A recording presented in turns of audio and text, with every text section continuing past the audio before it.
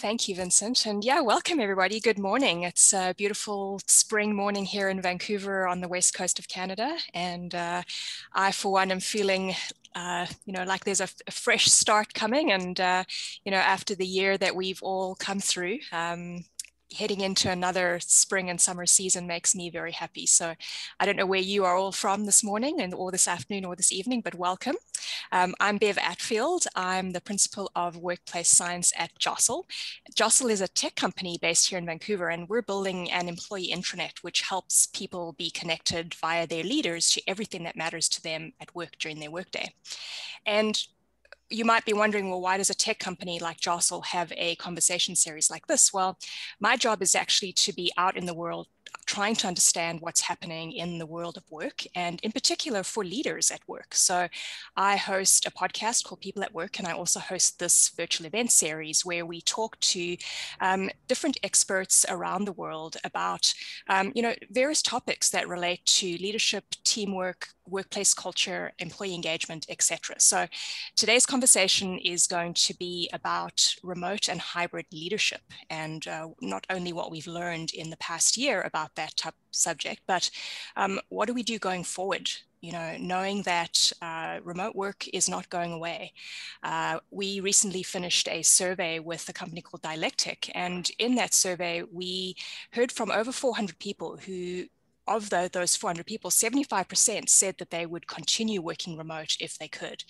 And only 3% of that cohort said that they did not like anything about working remote. So the writing is on the wall in terms of remote and hybrid forms of workplaces being here to stay.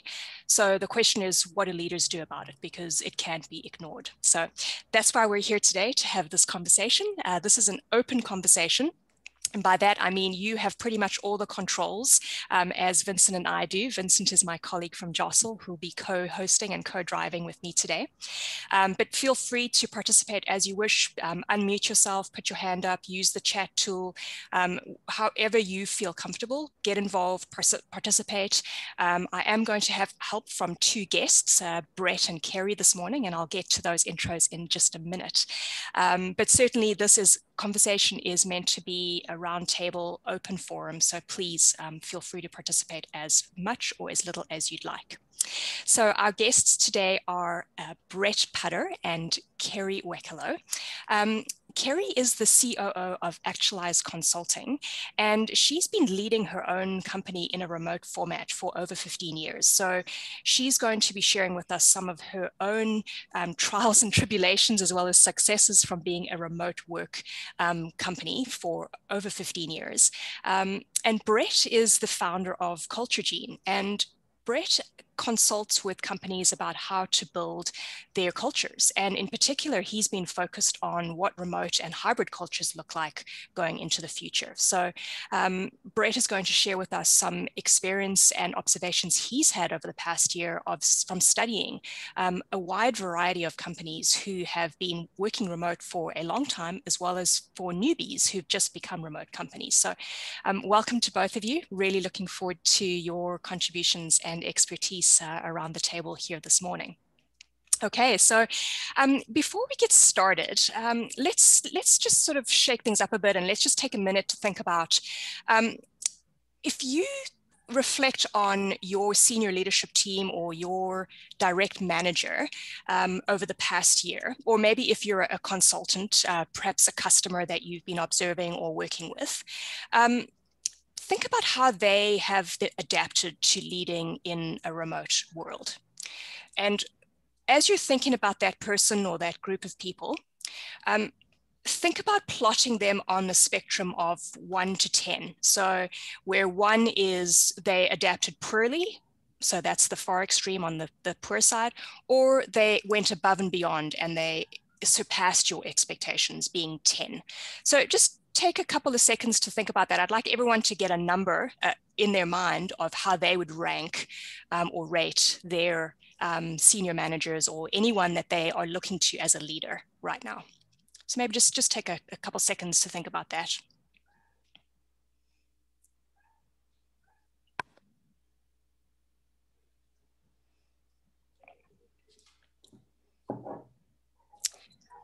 Okay, so this is where it gets tricky. So did anybody plot their leader or their client or whoever they are observing? Did anyone go on 1 or 2 or 3? So we're looking for some honesty here. So if you ranked somebody 3 and below, would you be brave enough to unmute and tell us why you ranked them that low?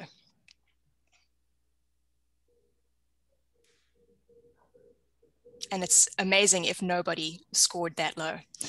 Okay, let's go to the other extreme. Did anyone rank at a 10?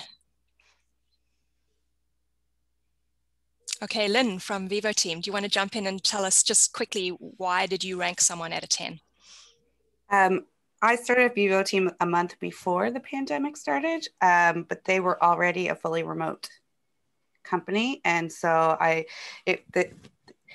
felt more connected with my leaders than I have at any in-person job I've had before, because they just had their processes already in place. And I'm the only one on camera here who's not a guest. So like, I'm very comfortable with how I am led remotely and how I now react remotely or work remotely. Fabulous. Well, that's, to join a company that's already got it all figured out, I mean, that would have put you way ahead of the pack, right? Like that would not be the case for most of us who quickly had to shift into remote work. Did anybody score, thank you, Lynn. Did anybody score in the like 5 or 6 region? Like where did everybody else sort of land? If someone else would like to jump in, come on camera and just share your thoughts for a couple seconds.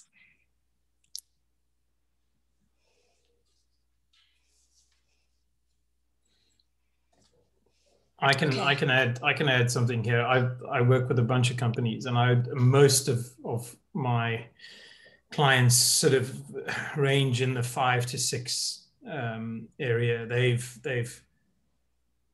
They've tried to do various things, and initially some of the things that they tried worked, but as this disaster has carried on and on and on, it's certainly dipped. And I think most leaders that I'm talking to are at the sort of 5, 6, maybe at the 7 stage. I haven't seen a 10 yet in the conversations I'm having. Yeah, thanks, Brett. I feel like that is probably where we're normalizing right now. I think that people have done some things well, but they are obviously, the learning curve is still pretty steep, even though we've been at this for a year. So thank you. Kerry, how about you? What are you seeing in your customer base? I'd say it's more in the middle as well. Middle to upper, I really feel like our clients were pretty fast to adopt and get on board. I mean, we also are helping support them to continue to move forward, but our motto was like, how do we move forward? And we just kept focusing on that with our clients. And I think, they're doing a good job, and we'll see. I mean, most of our clients still are doing virtual and have said maybe September to go back. So we're going to be in this for at least, another few months, if not more. Yeah, absolutely. And, the learning continues, right? Nobody has this figured out completely. Even those companies who've been at this for decades, perhaps, still are figuring it out.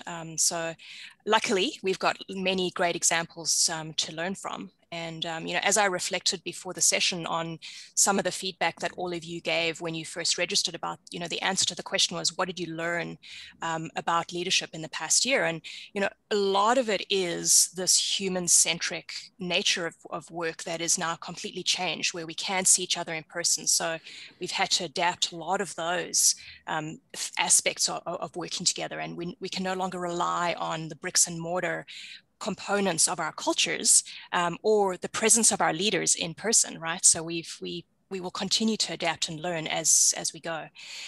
So Brett and Kerry, I'd like to kick things off here specifically with your experience as, I know both of you have worked in remote capacities yourselves.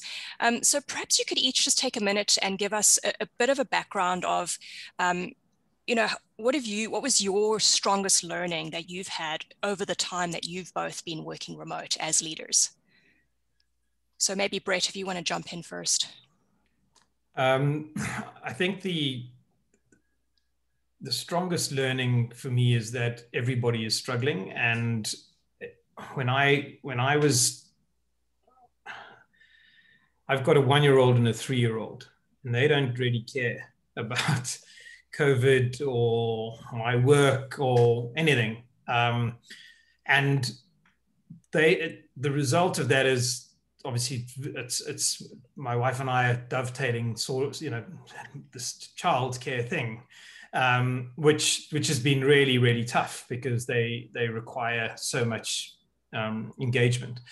And I said to my team, I said, I'm really struggling with this. So I'm struggling to get 8 hours a day in a normal day. So I am going to be working later. I'm going to be putting in hours after 9. I'm not going to email you about it. I'm not going to Slack you. I'm not going to send you questions about it.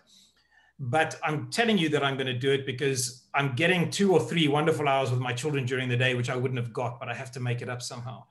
And actually just saying that allowed 2 of my colleagues to actually just say similar things back to me and say, Brett, thank you for saying that. We're struggling here as well, and we've got these issues and we've got those issues, and it's just nice to have that. And I think for me, that then gave me the impetus to not overdo it, because you've got to find a balance as a leader, but to actually be more open about the struggles, the challenges. At the moment, Rafa, my son, is teething, so there's just no sleep. And so those sorts of conversations are creating that, trying to create that psychological safety as allowing that to come back. That's been the biggest learning for me is during this period, has just been a little bit more open and a little bit more human, I guess, that human-centeredness you were talking about. Yeah, it's interesting you say that. It's quite ironic that it's taken an event that actually isolates us to bring us closer together and be more vulnerable and open with each other to some degree. I know that that's not the norm for everybody, but I think that is definitely something that I've experienced through this process. As leaders, we've become far more real to people, I think. So thanks, Brett. Kerry, how about for you? What have you learned over this past year in your own work from home journey? Right. Well, as you had mentioned, I have been working from home other than going into client meetings and, of course, in-person meetings with my team. But we have been remote for over 15 years. So I've been leading an organization. But what I've learned over the last year actually is ways that I can connect more with our people, having virtual events, the way we're communicating, the way we're using technology, using breakout sessions, trying to emulate that in-person feel as much as possible. And so I'm actually grateful because I feel like even when we are able to get back in person, I'll still utilize some of these strategies to continue to keep people connected. And especially, as I think her name was Lynn, when there was just on, said, as we're onboarding new people that haven't met anybody in the firm, we have some new strategies like them meeting with the partners and a little fireside chat just to understand the history of the company. And we weren't doing that before. And I love some of the strategies that I've put in place over the last year. But it's made me think outside the box, that's for sure. Yeah, I really appreciate how you express the end person feel. And I think that is really something that as leaders, we are struggling with, to find out how to replicate the sort of accidental or organic connection that people have with each other in the workplace that doesn't necessarily come from being task focused or working on a project together. I know at Jostle that's something that we are looking at right now is, how do we replace the pop by the kitchen in the morning and talk to someone who I haven't seen for 2 weeks and, find out something new about a fellow jostler. Like, we're really missing that. So, for leaders, for us to find what that in-person feel is going to be critical going forward, regardless of the shape or form that our organizations take. It is something that we know is missing for people. Well, thank you both of you for the brief introduction there. I know that your experience and your expertise is going to get unpacked over the next 40 minutes here still. So, as we're thinking about remote work and you know, the evolution of that is obviously these hybrid workplaces where we maybe have some people in an office and some people remote for some of the time. I think it's really important for us to pause and reflect on what we've learned this past year, and then to think about what is actually essential for a successful remote work environment to thrive. And from that, we'll step into, well, what do leaders need to have in their toolkit in order to make those kinds of cultures actually possible? So, Kerry, let's start with a question for you then around, in your experience over the 15 years that you've been leading your team, what have you found to be a few of the really critical things or essential components that you need for your team to be healthy and functioning well together? Mm-hmm.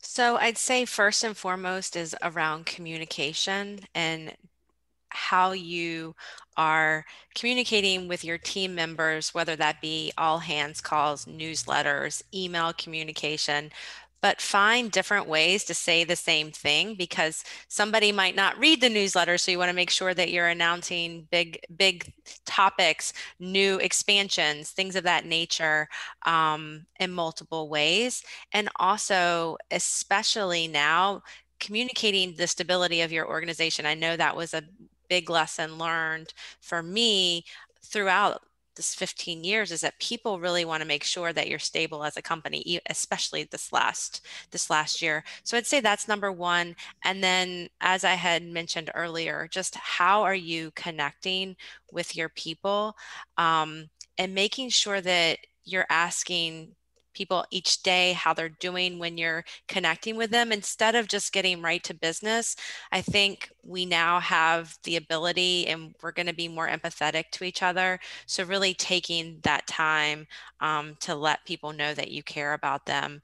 I think it doesn't take a long time, and it is extremely effective to that your people know that you care. And then also, if they do need different arrangement, like Brett was saying, being open to that, as long as they're getting their work done. I mean, especially with remote. I mean, I know personally, I like to get up early and do work, and I literally, my brain is not very smart after a certain period in the day.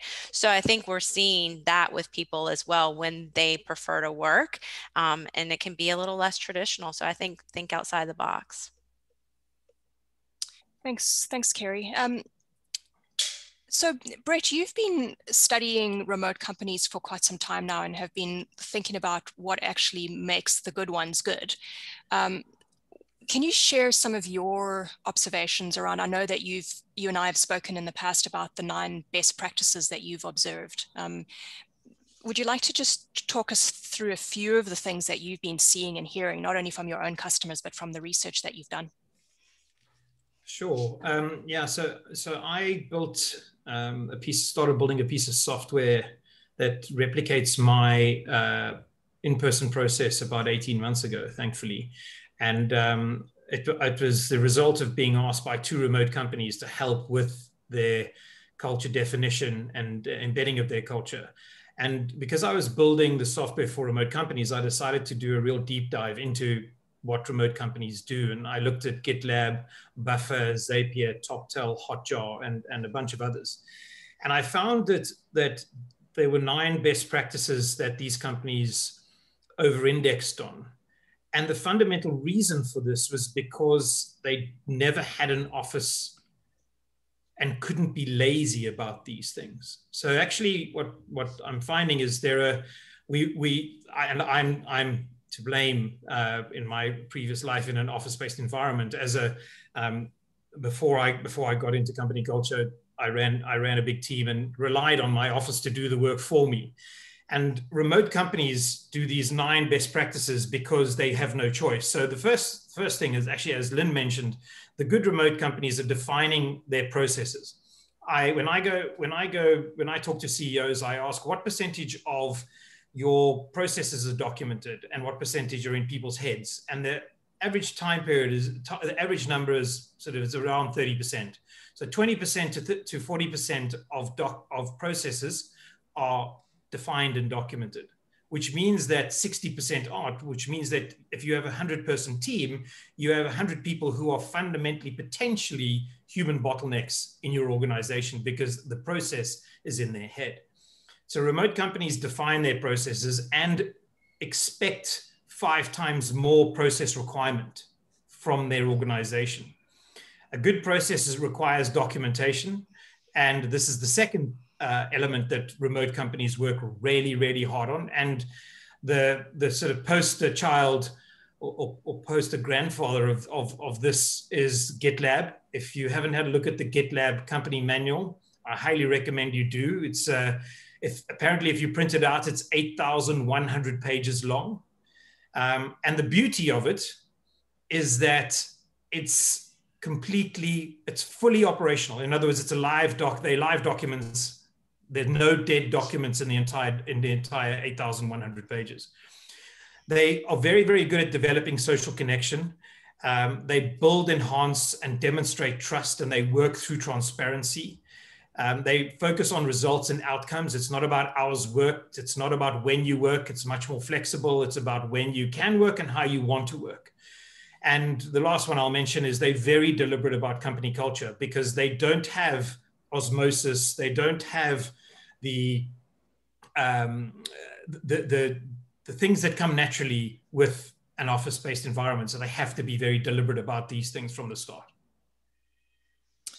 Yeah, I like that word deliberate, and that really ties in what Kerry was saying as well around deliberate communication and perhaps even over communication, and whether that's in the form of documenting your processes or being very explicit about your culture and your norms.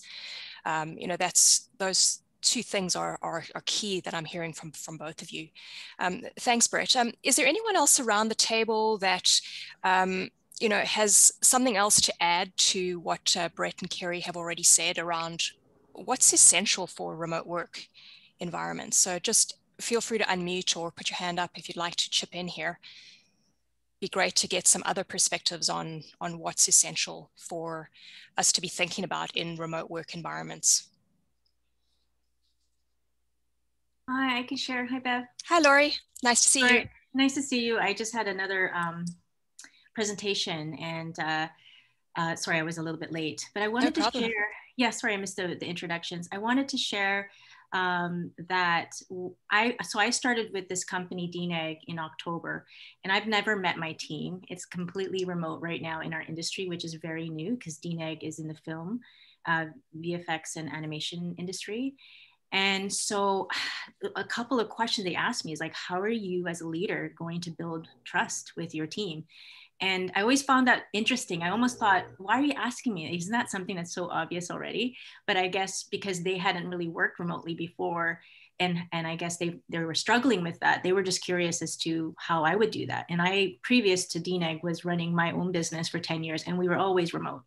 So I took what I've been teaching in my company to what I'm doing here in-house. And what I did is I set consistent meetings weekly with my team members. Because we're remote, we haven't physically seen each other. I felt it was important for me to have as much FaceTime with them, but not just task-oriented type of conversations. I had a list of questions in our trust agreement to tell me more about you.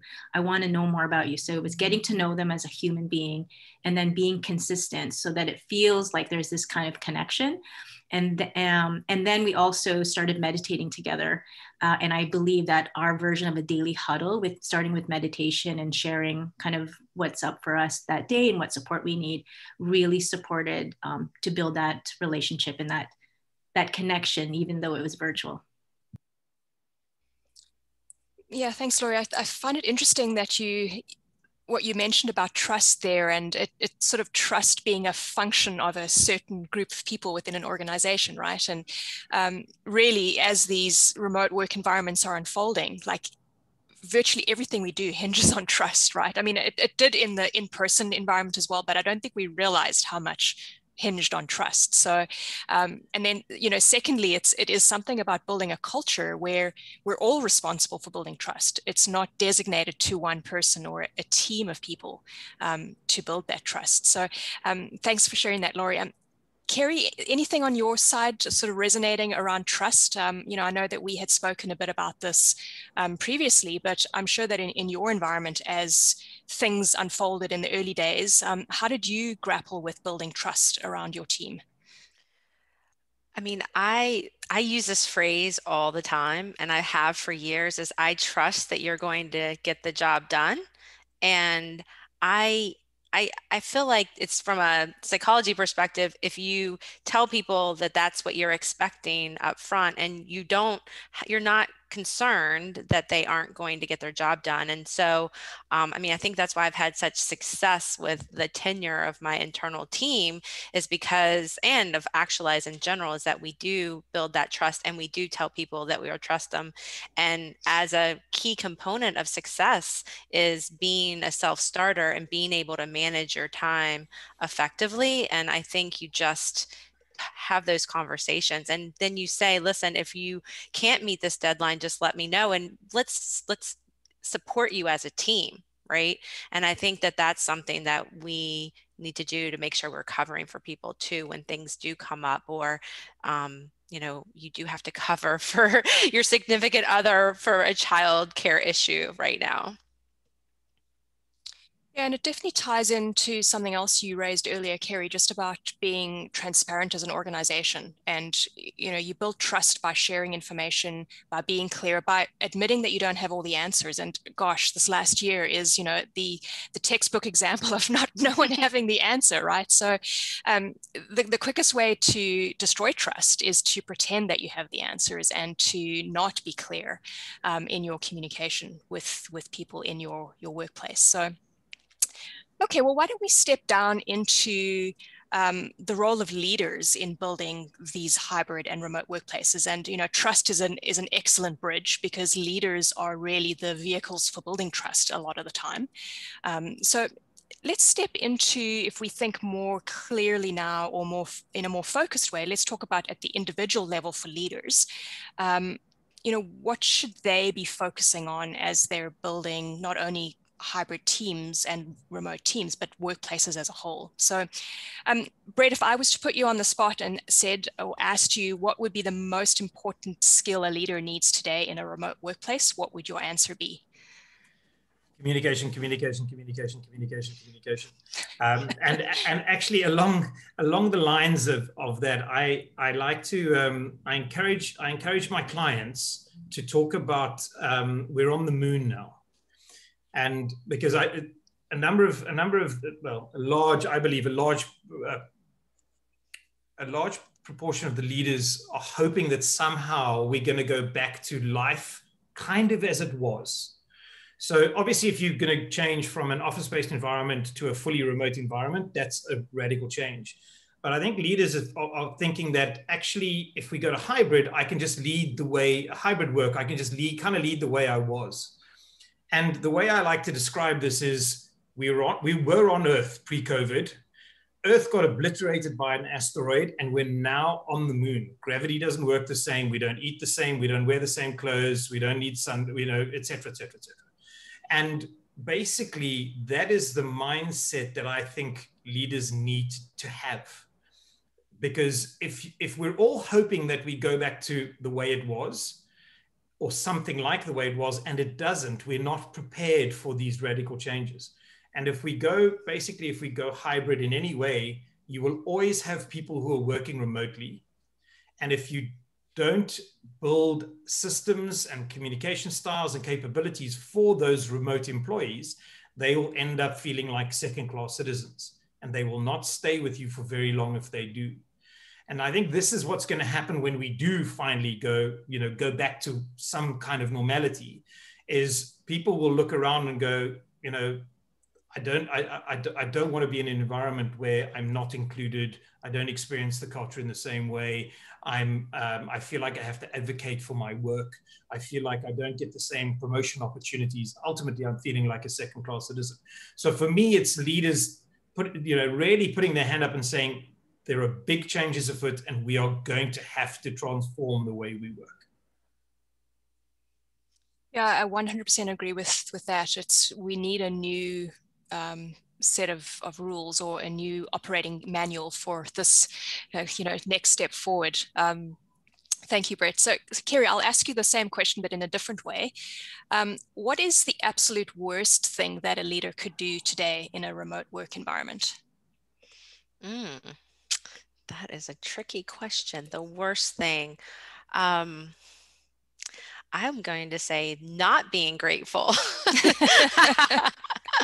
Because I think not being grateful for what your team is contributing, not leading by example of, like, let's say you can have a flexible schedule, but then you're working, all hours, you're not taking any time off. So I think not being a good example is bad. And then not being grateful for your people, I think would be top two no-nos. Yeah, well said. And I think that echoes with what Brett had mentioned in the very beginning around, when he actually vocalized how he was feeling with his team and actually was being honest about his own limitations as a leader, that humanizes you as well, right? And it's almost an expression of gratitude when you can be open enough with your people that you're giving them yourself, you're giving them your full self, right? So yeah, I really like both of those sentiments. So thank you. So far we've got communicate 1 million times and show gratitude. What else is there around the room this morning or today that people are thinking about? Like, what do you want to see in your leaders right now in remote or hybrid environments? Anybody else want to jump in?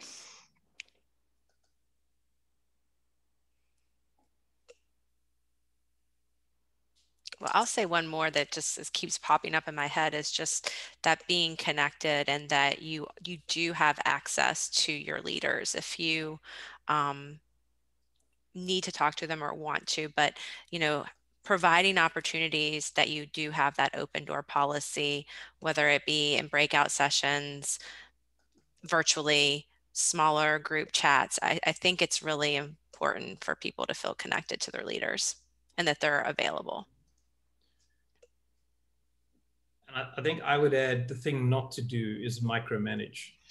Micromanaging is if you have a manager below you who is a micromanager, please get them a coach or something, because micromanagers force their teams to work longer and harder because they need to demonstrate that they're working, and that's ultimately ends up in people getting close to burnout and stress, etc. So if there are micromanagers, it's a very tough environment. Remote work and micromanagement are oil and water. They do not mix. Yeah, that's a really good point. And I feel like perhaps some leaders who might feel like they are struggling or out of their depth, they might default to micromanaging because they feel like they're actually doing something to either control the situation, or that's their way of helping people, where the outcome is obviously they have the exact opposite effect of what they intend, right? So Laurie was also commenting that leaders should take care of themselves, and so you lead by example when it's okay to take care of yourself. That's a really good point. As each of us show up as human beings ourselves, even if we are a leader, we do need to take care of ourselves first before we can take care of others. And I was going to say, we're actually doing a wellness challenge right now, and all of our leaders in our firm are participating. I didn't make them. Luckily, they all signed up.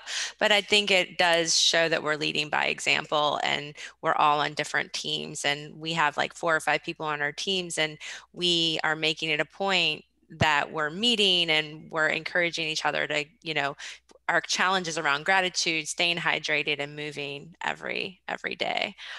So that's another way you can connect, is doing little mini challenges within your organization, especially focused around wellness.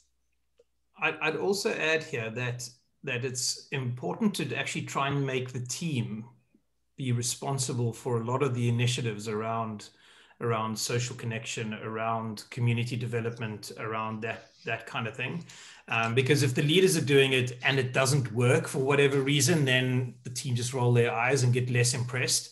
But if you get your leaders to push it down and push the responsibility down to the team, then people feel less, less like it's somebody else's problem. And this is the companies that do this really well have very strong communities and very strong social connection, from what I've seen. And I agree with that. I mean, using quick surveys on, what are you interested in doing, what's working well, what's not. That's a quick way to engage your team, and then you're going to go with majority. And what I usually do with the surveys too is I give the results back to the team so they know what everybody said and why we went a certain way, and that they were a part of that decision. Yeah, I find that that's a pretty tricky line to walk, isn't it, around how much you control as a leader and how much you actually sort of pass down into the community of your people, or the teams that you're working in, so that you really do build that sense of ownership around, this is something for all of us. This isn't a top-down initiative that you're expected to follow. And really, I mean, was probably the same even when most of us were working in offices, right? So, I think there's some things that leaders still need to keep doing. It doesn't mean they get a pass just because we've now gone remote either, right? So, which brings me to one of the overriding or overarching comments that I saw in the feedback that everybody gave when you signed up. There was that question, again, I'll remind you about, what did you learn about leadership this past year? And one of the key things was that leadership requires intentionality. And being intentional requires us to be clear in our communication. It requires us to have, substance to what we're contributing. But being intentional doesn't mean being dictatorial. It means that we are intentional about showing up, but that we do allow others to be part of the group and to show their intention as well. So I don't know if anyone has any examples of leaders who are being very intentional, and what that does for the culture of an organization. I don't know, Brett or Kerry, if that resonates with you at all. Definitely. I mean, I think from an intentional leadership perspective, and this is actually a team building session, a title that I do, because what I find is that leaders do need examples of what they can do. And so I'd say the one thing is being intentional, from my experience, is being self-aware and how you're showing up to your teams and asking for feedback from your teams. But then also, am I micromanaging? And I was actually doing a podcast earlier, and I used to be a micromanager, Brett. I mean, and I still have to sometimes control myself to let my teams do it. But I'm self-aware, and I think that's me being intentional. And even, let's say I do slip up and I am a micromanager, then I'm honest, like, I'm sorry, like, I should have let you take the lead on that. So I think being honest when, as a leader, you do maybe not being showing up as your best self, I think that shows that you're vulnerable, and people, like, then they feel okay to mess up as well. So I try to be really intentional in my self-awareness and how I'm showing up. And also, if I do make a mistake, or I do make somebody feel not appreciated, that I do follow up and we work through things. And that leads me to my second point on intentional leadership, is handling challenges and conflict as they come up, and really having a strategy to move forward in any challenge or conflict. And I think that saves you a lot of time as an organization if you are addressing those as you hear about them. And you create a culture around, what, we're going to have issues. We get that. That's just part of life. But how are we going to move forward with a positive resolution, or what's the lesson that we learned? Yeah, I think this intentionality is it's very much around culture generally in remote companies. There's a deliberate focus on it because as you know, Kerry, if you don't, you allow your culture to developed by default, which was okay in an office in a lot of cases, not great, but okay. But another point that I wanted to make, which is quite interesting on leaders in remote environments, is there was a study published a while back in, I think it was Business and Psychology, where I think it was, I can't remember which university it was in the US, but they tracked 220 US-based teams pre-pandemic, and they were evaluating what type of leaders were better for remote, hybrid, or office-based environments. And what turned out, when teams were given a choice, teams of face-to-face environments chose leaders with confidence, magnetic, smarts, extroverted traits. But actually in remote environments, they chose leaders who were doers, who tended towards planning, connecting, and creating an environment for success and coaching. And I think there's this interesting difference fundamentally between what remote company individuals would choose as a leader versus face-to-face would choose as a leader. And what's going to be interesting is to see how leaders that are used to being that alpha type individual or the loudest person in the room or whatever it is, transition to being more coach-like and more doers and more organizational, which actually tells you a lot about how the difference of work styles of those two types of environments. I think it was Michigan University. I can't remember where it could have been Georgia. I can't. Anyway, but it's a fabulous study. I can share it with you, Bev, afterwards if people want to find out about it. Please do. Yeah, I mean that really does present a few problems for us as leaders, right? Around, we shouldn't necessarily have to be chameleons in our leadership style or our brand, right? So we talked a bit earlier, Kerry mentioned self-awareness and being, authentic as a leader. So yeah, I mean, what happens when your leadership style doesn't quite jive with the culture that is now unfolded, due to the pandemic or the shift to remote work, right? So just one more challenge that we're going to have as individuals in the coming months. Well, and it's interesting too, because I was part of a survey from Clear Review. They have a performance management system in the UK. And one of the top things that managers and employees wanted was more coaching. So it aligns very well, Brett. And then they were worried. One of the next worries was, but not everybody has those skill sets to coach. And it's interesting. The other thing is, if you look at office-based environments, there are more layers between the top and the bottom of the pyramid. Mm-hmm. In remote environments, they're much flatter, and so there is a layer of middle management that's unnecessary in remote environments. Mm-hmm. So yes, there's lots of challenges. So do we think that, given that the humanization of workplaces, I believe, was already underfoot even before the pandemic arrived, and then things have been accelerated in terms of what employees demand from their leaders and from their workplaces.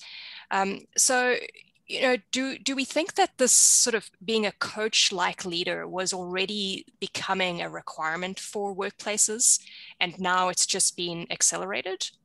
Like, what does everyone think about, I just feel like what I've been observing is that there is more of an appetite for people to want to be coached and to want that from their leader in their day-to-day than ever before. And one of the other things that I do is we have a training budget at Actualize, and I encourage people, if they need outside coaching help, that they can use those training dollars for coaching as well. So I think, if you don't have somebody on your team, because I think coaching is very personal, and I do a lot of coaching myself, and I work with coaches. Any good coach has a coach, but I find that I need a different coach for different things. So I think encouraging your people to seek outside resources is also something that would behoove leaders as well. Yeah, I don't know much about football, but the American version of football, but I do know that they have different kinds of coaches for different kinds of plays and different kinds of components of their team. And, you know, why should workplaces be any different, right? So interesting point. Laurie, did you want to jump in? Yeah, I wanted to add something around that. Being a certified coach, like what you mentioned earlier, Bev, it was something that people were starting to understand the power of coaching, because it's really about empowering people. It's listening, it's being more curious and compassionate and having empathy. And those vulnerable kind of human skills it doesn't always come natural for people to want to do that in the workplace, but there was already a movement of creating coaching cultures. I know that's what we were focused on.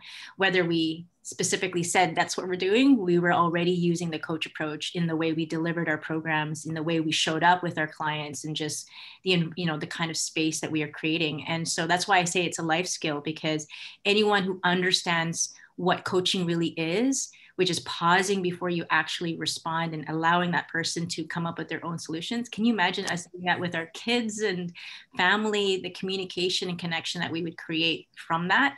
I believe also, like what you said, Bev, it's even more now important. The pandemic has showed us that vulnerability is the skill to really build that connection, especially in a remote environment and in an environment where there's a lot of uncertainty and fear. Yeah, absolutely. And, paired with vulnerability, I think is compassion and building the skill around really being honest about your own needs, but also being very open to understanding what other people's needs are. And then using that to build very inclusive workplaces. And I know that inclusion and diversity are very top of mind right now, but I think they have been put under the spotlight in this rapid shift that we've all experienced, where, various barriers to inclusion have arrived for people, and others have been exacerbated by this pandemic. So I'd like to spend just a couple minutes and get some thoughts on, what should leaders be thinking about around including people if we are talking about building more human-centric workplaces, where coaching is a key way of communicating and caring for people. How do we build inclusion into our leadership style? So, Kerry, do you have any thoughts on that? Well, what popped into my head is around how you're allowing people, how you're checking in with people as well. And so we added years ago in our goal setting process, we added questions about what do you want to accomplish this year? What are your aspirations? How, what are your challenges? What's going well for you in your job right now? And we're asking those questions 3 times a year, at the beginning, middle, and end of the year. And so I think including people and making them feel heard, building it into your annual processes, I think can save you a lot of time. And, to Brett's point, having that well-defined process is really small, especially in a remote environment. So I'd encourage people to really look at how they're checking in formally with their people and consistently across the organization. Yeah, those check-ins are really key. Go for it, Brett. I think there's a really big opportunity here. When people work remote, it's working remotely, depending on your circumstance, you can start to feel lonely. And lonely is actually the first step towards ultimately anxiety, stress, burnout, mental health, and so on. And after loneliness comes not being included. So if I'm a remote employee and I'm feeling lonely, I'm not feeling like I'm part of the team, or I'm not really feeling included. And then if you demonstrate that further by not including me, so I don't feel like I'm involved in decision making at a team level or at a company level, that actually causes a very strong spiral. And I think if leaders get ahead of this and are inclusive in terms of spending more time doing one-to-ones, as Kerry mentioned, around getting to know your people on a human level. I think Laurie mentioned that as well. This is an opportunity to get ahead of the issues that I see as a tsunami coming down the line in the next 6-9 months, where people are more burnt out, people are more stressed. I don't believe this thing's going away for a while.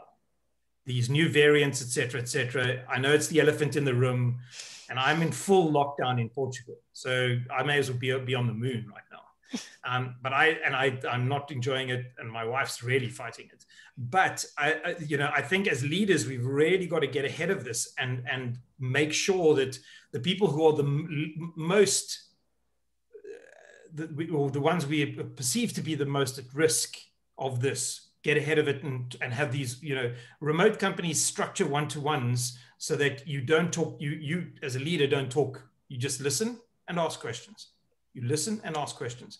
And if the person wants to talk about business, they talk about business. If the person wants to talk about going on vacation sometime in the future, whenever that may be, you talk about that. There are a number of structures that remote companies have designed for one-to-ones to be highly effective in inclusion and in building that trust and connectivity. Yeah, and I think it does come back to that foundation of trust, doesn't it? Like, so that you can build the trust in order to be able to have those conversations to prepare us for the nature of our relationships that we need to have in a very healthy way. If we're going to survive the tsunami. I think we're all experiencing varying degrees of fatigue with this past year. Obviously all of our circumstances are different, but I think there is also a great unifier that's happened throughout this experience that, we've all had to take a moment to think about what we each want, and how does that relate to the place that we work or the people we work with, right? So even though that there's a lot of stress and anxiety, I think there's a lot of optimism and positivity that we can take along the way with us as we continue to build our leadership skill set. So as we close here, is there anyone who'd like to jump in and share something that hasn't already been discussed, either on what workplaces need to be thinking about or what we need to see in our leaders in remote environments? And while we're thinking about that, I'm going to pop Kerry and Brett's contact information into the chat if anybody wants to reach out to them. Please do that. But feel free to unmute yourself if you wanted to jump in with a couple of closing thoughts. Love to hear from you.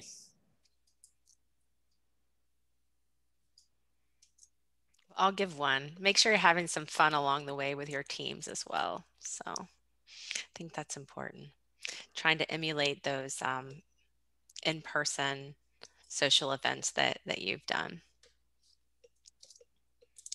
Yeah, and those are tricky, right? Because you're not really looking for a proxy for them. You're actually needing to find a different way to get the same outcome, because you can never make the same engagement happen as in person.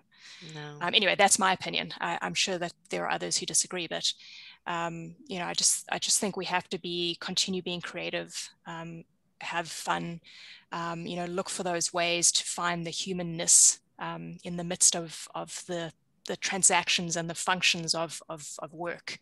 In the study that I mentioned earlier, where we were really looking at the impact of remote work on inclusion and connection.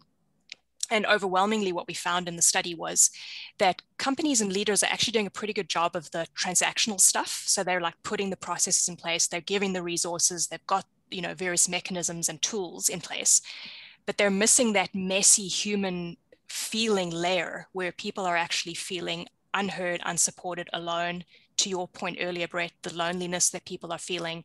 And the big opportunity / challenge for organizations and leaders is now to find, how do you actually bring that human layer into the functional layer that's already there? So, which brings me to the topic of our next session, which is going to be on April 29th. Dr. Aaron Barth from Dialectic is going to be joining me. He was my partner in the research study, and we're going to be talking about inclusion and connection and some of the findings in our research paper that we're really excited to share with the world. So Please do join us for that.